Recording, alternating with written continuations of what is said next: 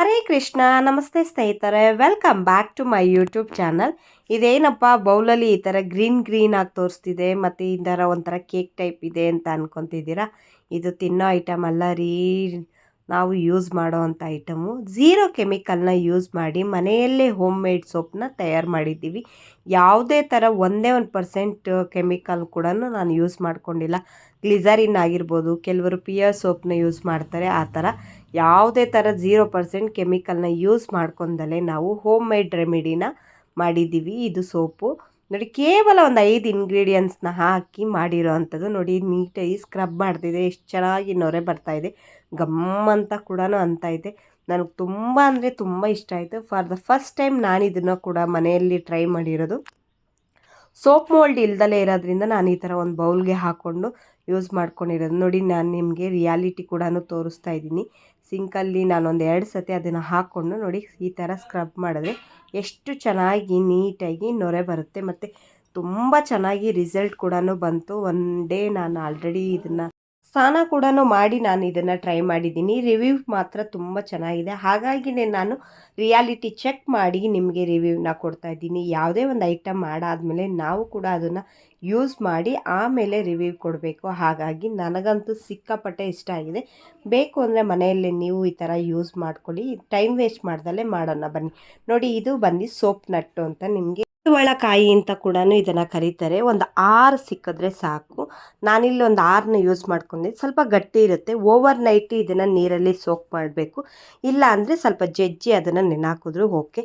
ನೋಡಿ, ನಿಮ್ಮ ಪಾಟಲ್ಲೇ ಬಿಟ್ಟಿರುವಂಥ ದೊಡ್ಡ ಪತ್ರೆ ಯೂಸ್ ಮಾಡೋದ್ರಿಂದ ಅಲರ್ಜಿ ಎಲ್ಲ ಹೋಗುತ್ತೆ, ಮತ್ತು ತುಳಸಿ ಪಾಟ್ಗಳಲ್ಲೇ ಇರುತ್ತೆ. ಒಂದು 2ರಿಂದ 3 ಗರಿಯಷ್ಟು ಬೇವಿನ ಎಲೆಯಲ್ಲಿ ಏನೆಲ್ಲ ಆಯುರ್ವೇದಿಕ್ ಅಂಶ ಇರುತ್ತೆ ಅಂತ ನಿಮ್ಗೆ ಆಲ್ರೆಡಿ ಚೆನ್ನಾಗಿ ಗೊತ್ತಿರುತ್ತೆ. ಮತ್ತು ಇದಕ್ಕೆ ನಾನು ಪಾಟಲ್ಲೇ ಬೆಳೆದಿರೋ ಅಂಥ 2 ದಳ ಅಷ್ಟು ಅಲೋವೆರಾನ ತೊಗೊಂಡಿದ್ದೀನಿ. ಅಲೋವೆರಾ ಯೂಸ್ ಮಾಡೋದ್ರಿಂದ ತುಂಬ ಅಂದರೆ ತುಂಬ ಎಫೆಕ್ಟಿವ್ ಆಗಿರುತ್ತೆ. ನೋಡಿ, ಎಲ್ಲದನ್ನೂ ಒಂದು ಸ್ವಲ್ಪ ಹೊತ್ತು ನೀರಲ್ಲಿ ಚೆನ್ನಾಗಿ ಹಾಕಿ ನೆನಾಕಿದ್ದೀನಿ. ಏನು ಬೇವಿನ ಸೊಪ್ಪು, ತುಳಸಿ ಎಲೆ, ದೊಡ್ಡಪತ್ರೆ ಮತ್ತು ಈ ಅಲೋವೆರಾನ ಪೀಲ್ ಮಾಡಿಕೊಂಡು ಒಳಗಡೆ ಇರೋಂಥ ಎಲ್ಲ ಜೆಲ್ಲಿಯನ್ನು ತೊಗೊಂಡಿದ್ದೀನಿ. ನೀಟಾಗಿ ಮಿಕ್ಸಿ ಜಾರ್ಗೆ ಹಾಕ್ಕೊಂಡು ಗ್ರೈಂಡ್ ಮಾಡ್ಕೊಳ್ಳೋಣ. ನೋಡಿ, ಇದೇನು ನಾನು ಅಂಟ್ವಾಳಕಾಯಿ ನೆನಾಕಿದ್ನಲ್ಲ, ಅದರಲ್ಲಿ ಆಲ್ರೆಡಿ ನೊರೆ ಅಂಶ ಬರ್ತಾಯಿದೆ. ಅದೇ ನೀರನ್ನ ಹಾಕ್ಕೊಂಡು ನೀಟಾಗಿ ನುಣ್ಣಗೆ ಚೆನ್ನಾಗಿ ಪೇಸ್ಟ್ ಮಾಡ್ಕೋಬೇಕು. ಎಷ್ಟು ನೀಟಾಗಿ ಪೇಸ್ಟ್ ಮಾಡ್ಕೊತೀರಂದರೆ ಅಷ್ಟು ನೀಟಾಗಿ, ಸ್ವಲ್ಪ ಚೆನ್ನಾಗಿ ಜಾಸ್ತಿ ನೀರು ಹಾಕ್ತಲೇ ಏನು ಅಂಟ್ವಾಳಕಾಯಿ ನೆನಾಕಿರ್ತೀರಲ್ಲ ಅದೇ ನೀರನ್ನ ಯೂಸ್ ಮಾಡ್ಕೊಳೋದ್ರಿಂದ ನೋಡಿ ಈ ಥರ ನೊರೆ ಬರುತ್ತೆ. ಲಾಸ್ಟಿಗೆ ಅಂಟ್ವಾಳಕಾಯಿ ಇರುತ್ತಲ್ಲ ಅದನ್ನು ಒಂದು 5 to 10 ಮಿನಿಟ್ಸ್ ಚೆನ್ನಾಗಿ ಬಾಯ್ಲ್ಡ್ ಮಾಡಿ. ನೋಡಿ, ಈ ಥರ ನೀಟಾಗಿ ನೊರೆ ಬರ್ತಾಯಿದೆ. ಎಷ್ಟು ಚೆನ್ನಾಗಿ ನೊರೆ ಬರುತ್ತೆ ಅಂದರೆ ಅಷ್ಟು ಚೆನ್ನಾಗಿ ನೊರೆ ಬರುತ್ತೆ. ನಿಮಗೆ ಯಾವುದೇ ಥರ ಗ್ಲಿಸರಿನ್ ಸೋಪ್ ಬೇಕು ಮತ್ತು ಪಿಯರ್ ಸೋಪ್ನ ಯೂಸ್ ಮಾಡಬೇಕು ಅನ್ನೋ ನೆಸೆಸಿಟಿನೇ ಇರೋದಿಲ್ಲ. ನೋಡಿ, ಬೇಯಿಸಿರೋವಂಥ ಅಂಟ್ವಾಳಕಾಯಿನೂ ಕೂಡ ಹಾಕ್ಕೊಂಡು ನೀಟಾಗಿ ಆ ಗ್ರೈಂಡ್ ಮಾಡಿರೋ ಅಂಥ ದೊಡ್ಡಪತ್ರೆ, ತುಳಸಿ ಎಲೆ, ಅಲೋವೆರಾ ಇದೆಲ್ಲ ಹಾಕ್ಬಿಟ್ಟು ಇದ್ರ ಜೊತೆಗೆ ಚೆನ್ನಾಗಿ ಗ್ರೈಂಡ್ ಮಾಡಿಕೊಂಡು ನೀಟಾಗಿ ಫಿಲ್ಟ್ರ್ ಮಾಡಿ ಇಟ್ಕೊತಾ ಇದ್ದೀನಿ. ನೋಡಿ, ನೀಟಾಗಿ ಈ ಥರ ಫಿಲ್ಟ್ರ್ ಮಾಡಿ ಒಂದು 15ರಿಂದ 20 ನಿಮಿಷ ಇದೇ ಪ್ರೋಸೆಸ್ಸಲ್ಲಿ ಸಿಮ್ಮಲ್ಲಿಟ್ಟು ಚೆನ್ನಾಗಿ ನೀವು ಕುದಿಸ್ಕೋಬೇಕು.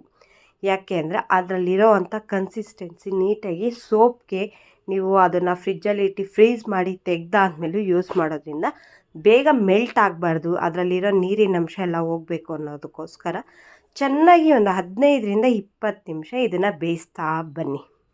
ಈ ಕೆಲವು ಹಳ್ಳಿ ಕಡೆ ಹರಳೆಣ್ಣೆ ಬೇಯಿಸ್ತಾರೆ ನೋಡಿ, ಆ ಥರ ಈ ಥರ ತಿರುಗ್ತಾನೆ ಇರಿ. ನೋಡಿ, ಅಷ್ಟು ಚೆನ್ನಾಗಿ ಗ್ರೀನಿಶ್ ಪಾಚಿ ಕಲರ್ ಇದೆ ಅಂದರೆ ಅದು ಯಾಕಂದರೆ ನಾವೆಲ್ಲ ನ್ಯಾಚುರಲಾಗಿರೋ ಅಂಥ ದೊಡ್ಡಪತ್ರೆ, ತುಳಸಿ ಎಲೆ, ಅಲೋವೆರಾ, ಬೇವಿನ ಸೊಪ್ಪು ಯೂಸ್ ಮಾಡ್ಕೊಂಡಿರೋದು.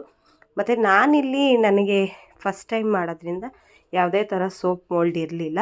ಸೊ 1-2 ಲೇಯರ್ ಬರೋ ಅಷ್ಟನ್ನು ಒಂದು ಪ್ಲಾಸ್ಟಿಕ್ ಬೌಲ್ಗೆ, ಸ್ಟೀಲ್ ಬೌಲ್ ಯೂಸ್ ಮಾಡ್ಕೋಬೇಡಿ, ಪ್ಲಾಸ್ಟಿಕ್ ಬೌಲ್ಗೆ ಹಾಕ್ಕೊಂಡು ನೀಟಾಗಿ ನೋಡಿ ಈ ಥರ ಇಷ್ಟು ಹಾಕ್ಕೊಂಡ್ರೆ ಸಾಕು. ಮ್ಯಾಕ್ಸಿಮಮ್ ಅಂದ್ರೆ ಒಂದು ಸೋಪು 1 ವಾರ ಬರ್ಬೋದು. ನೋಡಿ, ಸೋಪ್ ರೆಡಿ ಆಗೇ ಹೋಗಿದೆ. ಇದನ್ನು ಒಂದು 2 ಅವರ್ಸ್ ಫ್ರಿಜ್ನಲ್ಲಿ ಇಟ್ಟರೆ ಸಾಕು, ಈ ಥರ ಫ್ರೀಸ್ ಆಗಿ ನೀಟಾಗಿ ಹೋಮ್ ಮೇಡ್ ಸೋಪ್ ರೆಡಿಯಾಗಿದೆ. ನೋಡಿ, ನನಗಂತೂ ಸಿಕ್ಕಾಪಟ್ಟೆ ಇಷ್ಟ ಆಯಿತು. ತುಂಬ ಅಂದರೆ ತುಂಬ ಖುಷಿ ಕೊಟ್ಬಿಡ್ತು. ಯಾಕಂದರೆ ನಾವೇ ಮಾಡಿ ಮನೆಯಲ್ಲೇ ಈ ಥರ ಯೂಸ್ ಮಾಡ್ಕೊಳ್ಳೋದು, ಯಾವುದೇ ಥರ ಕೆಮಿಕಲ್ ಇರೋಲ್ಲ. ಎಸ್ಪೆಷಲಿ ಈ ಬೇಸಿಗೆ ಆಗಿರೋದ್ರಿಂದ ಕೆಲವರಿಗೆ ಅಲರ್ಜಿ, ಮತ್ತು ಬೇಸಿಗೆಯಲ್ಲಿ ತುಂಬ ಅಂದರೆ ತುಂಬ ಗುಳ್ಳೆಗಳಾಗುತ್ತೆ, ಚಿಕ್ಕ ಚಿಕ್ಕದಾಗಿ ನೀರು ಗುಳ್ಳೆ ಥರ, ಆ ಥರ ಯಾವುದೇ ಥರ ಆಗೋದಿಲ್ಲ. ಹಾಗಾಗಿ ತುಂಬ ದಿವಸದಿಂದ ಅನ್ಕೊತಿದ್ದೆ ಈ ಥರ ಮನೆಯಲ್ಲೇ ಮಾಡ್ಕೊಬೇಕು ಅಂತ. ಫೈನಲಿ ನಾನು ಮಾಡ್ಕೊಂಡಿದ್ದೀನಿ. ತುಂಬ ಇಷ್ಟ ಆಯಿತು ನನಗೆ. ನೀವು ಕೂಡ ಮನೆಯಲ್ಲೇ ಮಾಡ್ಕೊಳ್ಳಿ.